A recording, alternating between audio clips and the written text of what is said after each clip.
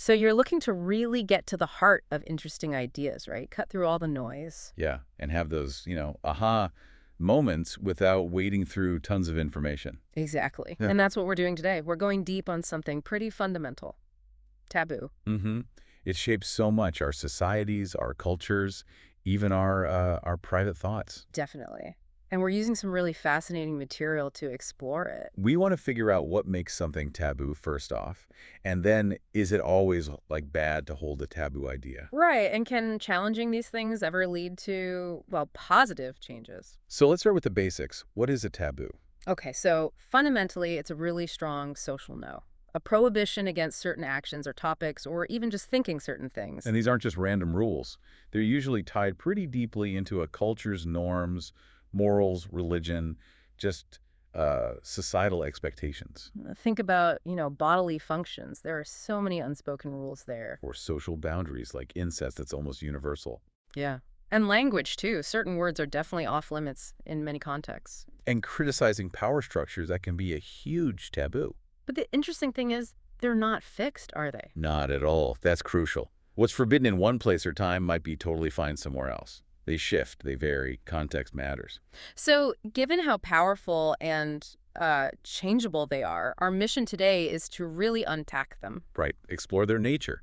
Is thinking a taboo thought always negative? And can pushing back against them actually be constructive? Yeah, okay, so let's revisit that definition. A strong social prohibition. But where do they tend to pop up? Well, the material points to some key areas, often around really basic human stuff, right? Exactly, like sex, menstruation, death.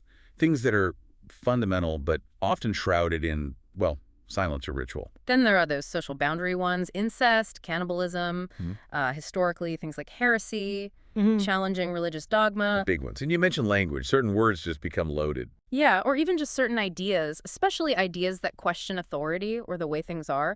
Those can become taboo really fast. Which takes us to that big question. Is it bad, like inherently wrong, to hold a taboo idea? And the answer seems to be, well, it's complicated. It really is. Our sources suggest not necessarily. It depends why the idea is taboo, and maybe even more, how you hold or express that idea. Okay, explain that. Why it's taboo. Well, societies often create taboos to protect things they value.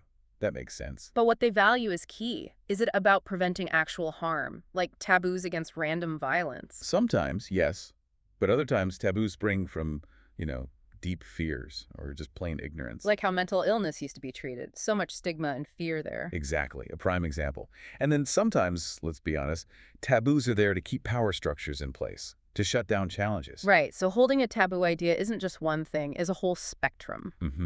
You've got ideas that are clearly based on harmful ignorance. The material mentions things like racist or eugenic thinking, clearly damaging. Okay, that end of the spectrum is clear. But then you have ideas that were taboo at the time but turned out to be progressive, insightful even. Right. Early calls for women's rights or the abolition of slavery. Those are radical, forbidden ideas once. Wow, yeah. That puts it differently. And then there are the big existential ones, questioning reality, God, death, ideas that shake our basic understanding of everything. They're unsettling, so they often become taboo. So it really boils down to intent, context, and consequences. I think so. Is the intent malicious or curious or constructive? Are you thinking it privately or shouting it from the rooftops? And critically, who gets affected? Who might be harmed or helped? Which leads perfectly into the next point. Can challenging taboos actually bring about positive change? And the sources seem pretty clear on this one. Yeah, a resounding yes, often. So much historical progress started with someone daring to question the unquestionable. Like in science. Absolutely. Yeah. Think Galileo challenging the church's view of the cosmos. Or Darwin with evolution. Huge religious taboos broken there. And social movements too, right? Definitely. Civil rights leaders like Martin Luther King Jr. or, more recently, Malala Yousafzai, they directly confronted and helped dismantle deeply entrenched racial and gender taboos. And artists. People like James Joyce or Freud or Nina Simone, they pushed boundaries in art, psychology, and morality. They forced people to look at uncomfortable things. That's the power sometimes. Challenging taboos can expose hidden suffering or assumptions we just took for granted. It can build empathy, make us more aware. Potentially, yes. Yeah. And it can be a powerful tool to disrupt oppression or just norms that are outdated and harmful. But it's not all positive, is it?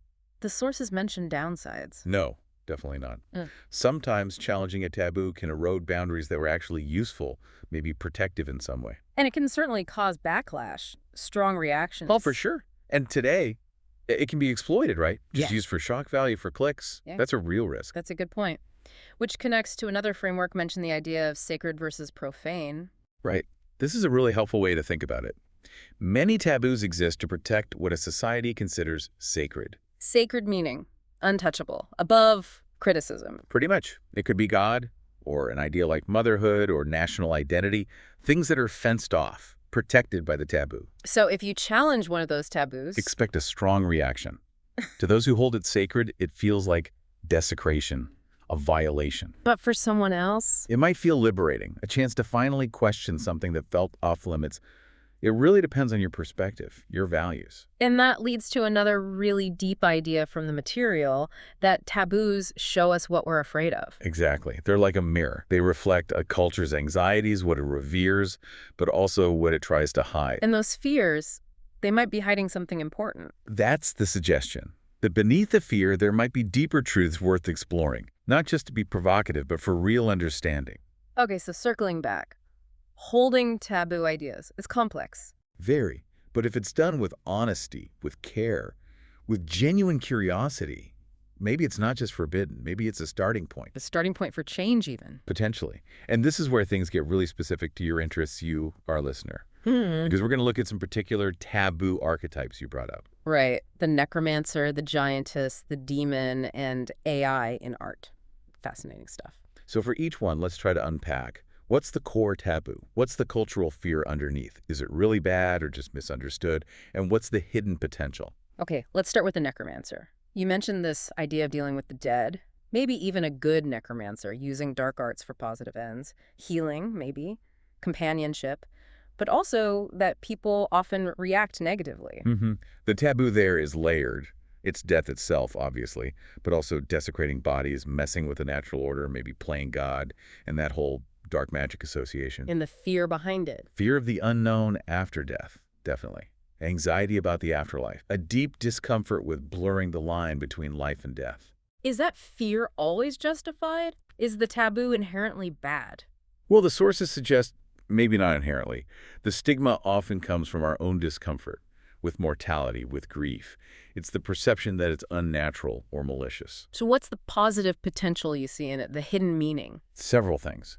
Healing through grief, like connecting with the dead to find closure, exploring moral complexity. The good necromancer challenges our assumptions about villains. And the companionship idea. Yeah, creating undead companions out of loneliness. It reframes necromancy almost as a form of connection born from isolation. It's quite poignant, actually. That really flips the script.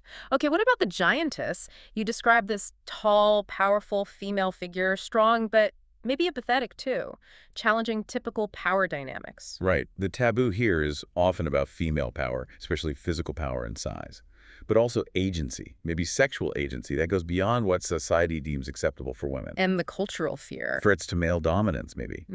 Discomfort with women holding that kind of physical presence and power, disrupting traditional gender roles. Is that taboo always negative, though? You mentioned the risk of sexualization. It becomes negative when it's just about fetishization. Yeah. Or used to diminish. But exploring it as a way to examine power itself, that's different. So what's the potential here? What can the giantess archetype reveal? Well, there's reclaiming bigness. The idea of taking up space unapologetically, not shrinking oneself. I like that. And the mix of strength and tenderness. She can be a protector, a powerful force, but maybe also gentle. And her size itself becomes a metaphor for impact, for presence, almost the kind of goddess energy. Interesting. Okay, now the demon. You noted how they're usually seen as just pure evil and the danger of demonizing real people, but you're interested in complexity demons with human-like traits, maybe even doing good. Yeah, the core taboo is obvious. Evil, corruption, temptation, rebellion against good. And the cultural fear. Primal stuff. Yeah. Fear of the unknown, the fallen, anything challenging purity or righteousness. Is it always wrong to explore that? In strict religious terms, maybe yes. It can be seen as dangerous, but metaphorically, in stories. The demon can represent the outcast, the other, the parts of ourselves we reject, So the hidden potential is. humanizing the enemy, making us question those easy labels. It can be a critique of tribalism, of us versus them. Then personally. It can symbolize the shadow self, the parts we deny. Exploring the demon can be a way to understand those parts. Got it. Finally, AI in art. You use it yourself, see it as a collaborator, helping translate ideas, especially as a solo creator. But you know it gets a negative reaction. What's the taboo? It seems to revolve around authenticity. Is it real art? Fear of job displacement for human artists. Is it cheating? Does it lack soul? And the cultural fear. Anxiety about technology taking over creativity, devaluing human skill, losing control maybe. What does it mean to be an artist if a machine can do it? But you see it differently as a user. Right, yeah.